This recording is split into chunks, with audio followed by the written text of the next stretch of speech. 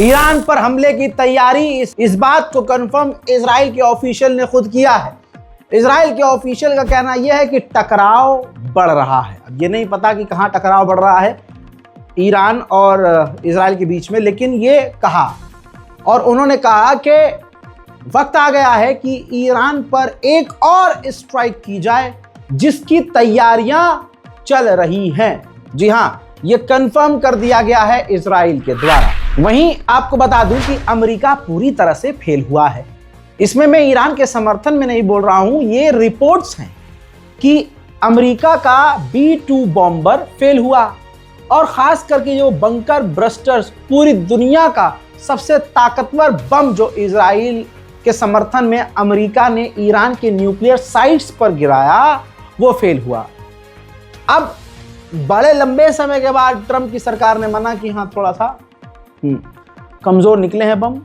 अब तीसरा सबूत मैं दे रहा हूं, ये रिपोर्ट देखिए। बोइंग कंपनी को अमेरिका ने मिडनाइट हैमर, बंकर ब्रस्टर और एडवांस, उस बम को और एडवांस बनाने का ऑर्डर दिया है।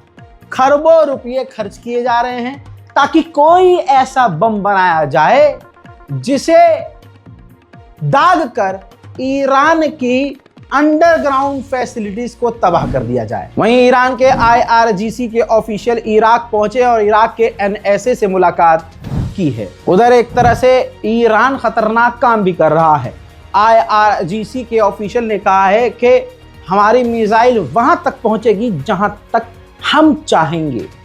इजरायली रिपोर्ट के अंदर, इजरायली अखबार में ये लिखा गया है कि ईरान अपनी मिसाइलों की रेंज बढ़ा रहा है, इसलिए उसने ये बात बोली। अमेरिका को खुश करने के लिए अमेरिका के समर्थन में ब्रिटेन ने ईरान के 70 और ऑफिशियल्स, जिसमें IRGC, गवर्नमेंट ऑफिशियल्स, साइंटिस्ट, ऐसे लोगों पर पाबंदी लगा दी। इसी तरह से अमेरिका ने भी इन्हीं वैज्ञानिकों पर, IRGC ऑफिशियल्स, कमांडर्स और गवर्नमेंट ऑफिशियल्स को ब्लैकलिस्ट किया है। वहीं ईरान बड़े खतरनाक कदम भी उठा रहा है।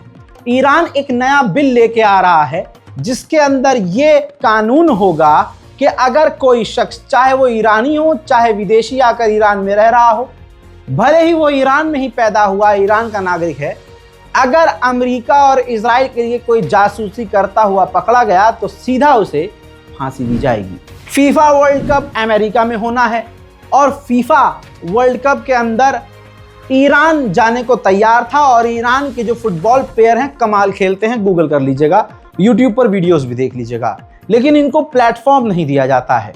अब फीफा ने बैन नहीं किया था ईरान को, लेकिन अमेरिका ने ईरानी खिलाड़ियों को अमेरिका का वीजा ही नहीं दिया, जिसकी वजह से ईरान फीफा वर्ल्ड कप नहीं खेल सकता। ईरान के नेशनल सुप्रीम काउंसिल के हेड ने इंटरव्यू पॉडकास्ट में कहा कि अगर अमेरिका चाहता है कि पूरे इलाके में रोज फ्यूनरल हो तो पूरे अलग अलग देशों में वो हमला करता रहे। हिजबुल्लाह इस वक्त इसलिए खामोश है लेबनान में, क्योंकि लेबनान में हिजबुल्लाह नहीं चाहता कि सीज फायर टूटे। और आज जो सीरिया के हालात हैं, सीरिया के लोग हमेशा ऐसे हालात नहीं रहने देंगे, आगे हालात बदलेंगे। हजरात मोहतरम, वहीं ईरान के डिफेंस मिनिस्टर इस वक्त तुर्की में हैं और तुर्की की गवर्नमेंट से उनकी मीटिंग चल रही है। अब जो ईरान के ऑफिशियल्स वहां गए हैं, उन्होंने अपने इंटरव्यू में कहा है ईरानी चैनल पर ही कि हम तुर्की के साथ अपने डिफेंस टाइज बढ़ाने की कोशिश कर रहे हैं और अपना बॉन्ड मजबूत करने की तरफ आगे बढ़ रहे हैं। वहीं ईरान पर हमले की तमाम चीज़ें नज़र आ रही हैं, जैसे अमेरिका के B-2 बॉम्बर अपने बेस के लिए जो मिडिल ईस्ट में है वहाँ के लिए उड़ान भर चुके हैं। यानी ईरान के आसपास अब एक बार फिर से B-2 बॉम्बर तैनात किए जा रहे हैं। इसी सिलसिले में एक और सबूत दूंगा, ज़रा ध्यान से देखिए। आसमान में धुंधला जहाज़ और 2 फाइटर जेट आपको नज़र आ रहे हैं।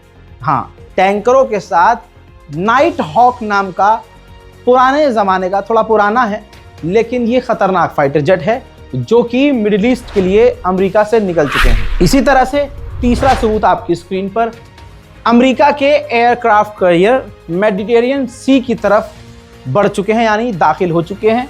मेडिटेरियन सी का मतलब ये है कि इजराइल की तरफ अमेरिका के एयरक्राफ्ट कैरियर बढ़ रहे हैं। चौथी हलचल, चौथा सबूत एक बार फिर से आपकी स्क्रीन पर, ध्यान से देखिए, रूस के कार्गो जहाज आज चौथे दिन भी ईरान के अंदर उतरे हैं, खिलौने लेकर तो नहीं उतरे होंगे। जंग के हालात इस कदर हैं कि इजराइल डर में भी है।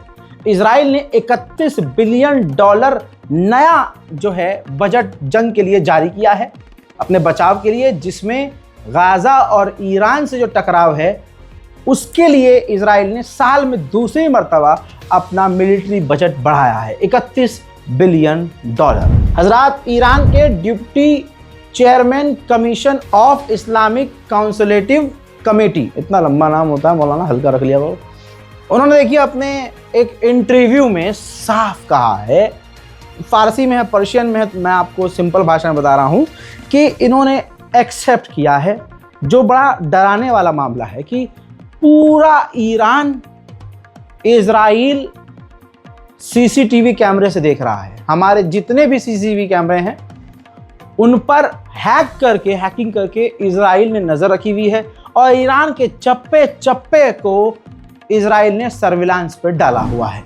वहीं मेरे दोस्तों, ईरान का बाइकॉट करने और ईरान से तमाम संबंध तोड़ने के लिए रूस ने मना कर दिया। रूस ने कहा कि यूएन ने जो पाबंदियां लगाई हैं ईरान पर, हम उसे नहीं मानेंगे।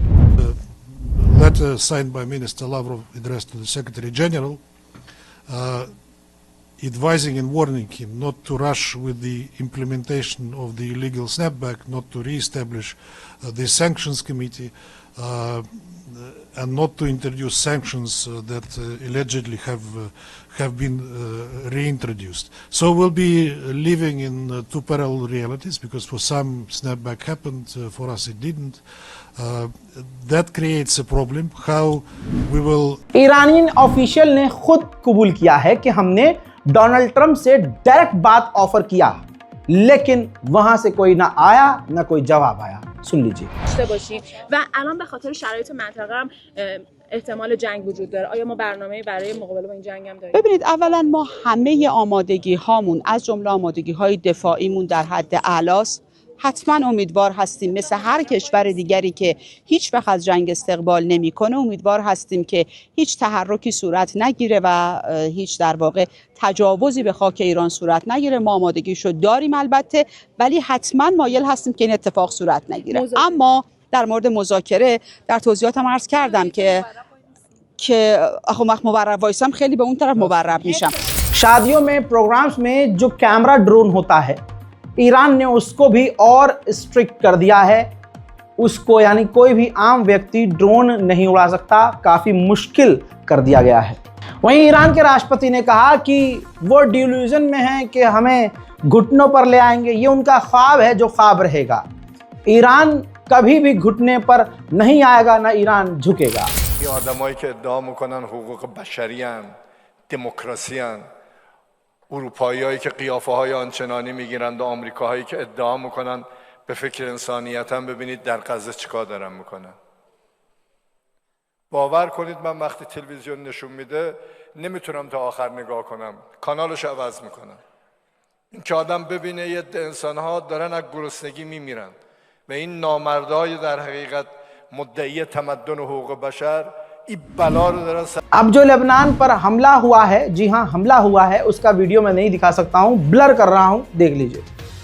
दोस्तों, लेबनान के ऊपर इजराइल ने खतरनाक हमला किया है। आम लोगों के मारे जाने की संभावना है, भारी मात्रा में नुकसान हुआ है। सीरिया के राष्ट्रपति जोलानी साहब की जो हरकतें हैं, अब वो उनके समर्थकों को भी चुभ रही है। जैसे उन्होंने एक फोटो जो है पोस्ट किया है जिसमें वो सीरिया के अंदर जो है, वीडियो देखिए, मतलब पूल खेल रहे हैं, आप देख रहे हैं।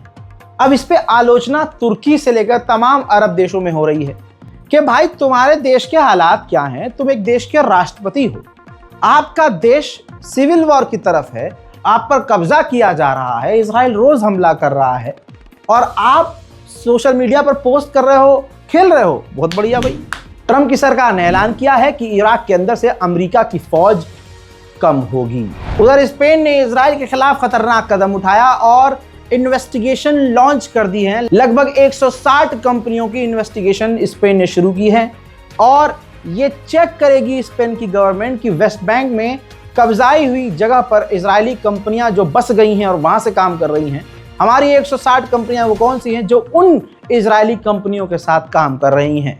पकड़े जाने पर कार्रवाई होगी। पुरानी डील से जिन फिलिस्तीनियों को नेतन्याहू ने रिहा किया था, उन 40 फिलिस्तीनियों को एक बार फिर से इजराइल ने गिरफ्तार कर लिया है। उधर इटली के पोर्ट पर, यह तस्वीर देखिए, इटली के पोर्ट पर इजराइल का कंटेनर आया, इजराइल की शिप आई जिसमें सैकड़ों कंटेनर था। अब ये इटली में उतरना था सारा कंटेनर, लेकिन प्रदर्शन इस कदर हो रहा था कि ये जहाज, समुद्री जहाज, बिना अनलोड हुए अपना सामान लेकर वापस इजराइल चला गया। आइए अब फिलिस्तीन के वेस्ट बैंक की इस जलते हुए घर की तस्वीर देख लीजिए। सेटलर्स ने फिलिस्तीनियों के मकानों में अब सीधा आग लगाना शुरू कर दिया है। अब वेस्ट बैंक आए हैं तो बैतुल मुकद्दस ले चलूं। बैतुल मुकद्दस मस्जिद अल अक्सा में मुसलमान तो नहीं, लेकिन यहूदी इजरायली रोज घुसपैठ कर रहे हैं।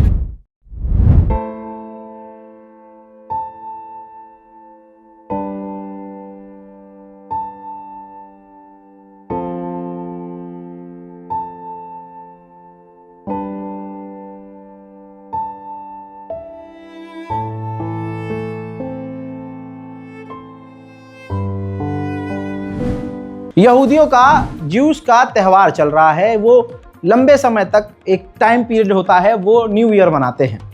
अभी तस्वीर देखिए, बैतुल मुकद्दस की दीवार जो उनके लिए पवित्र स्थल और पूजनीय माना जाता है, वहां पर लाखों की तादाद में यहूदी अपना धार्मिक प्रोग्राम कर रहे हैं, जश्न मना रहे हैं। उधर हमास अभी भी गाजा के अंदर एक्टिव हैं। ये चंद तस्वीरें देख लीजिए।